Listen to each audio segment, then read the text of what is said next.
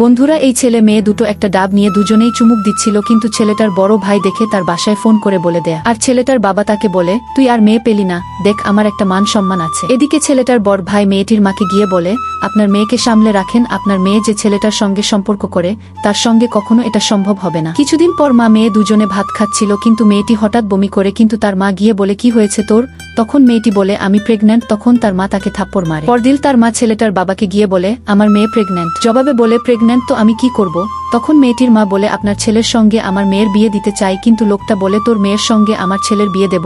এ কথা বলে তাকে ঘাড় ধাক্কা দিয়ে বের করে দেয়। কয়েক বছর পর মেয়েটি একটা রেস্টুরেন্টে ওয়েটারের কাজ করত, আর ছেলেটা তার স্ত্রী সন্তানকে নিয়ে রেস্টুরেন্টে খাবার খেতে যায়। তারপর মেয়েটি তাদেরকে খাবার দিতে গিয়ে ছেলেটাকে দেখে অবাক হয়ে যায়, এবং ছেলেটাও অবাক হয়ে যায়। একদিন ছেলেটার স্ত্রী রোড অ্যাক্সিডেন্টে মারা যায়। সেই শোকে ছেলেটা বসে চিন্তা করছিল। সেই সময় তার সন্তান তাকে বাবা বলে ডাক দেয়, আর ছেলেটা তাকিয়ে দেখে তার এক্স গার্লফ্রেন্ড তার সন্তানকে নিয়ে দাঁড়িয়ে আছে। তারপর মেয়েটা তার গর্ভে ধারণ করা মেয়েটিকে ইশারা করে দেখিয়ে দেয় যে এটা তোমার সন্তান। তখন ছেলেটা খুশি হয়ে দুহাত বাড়িয়ে দেয়।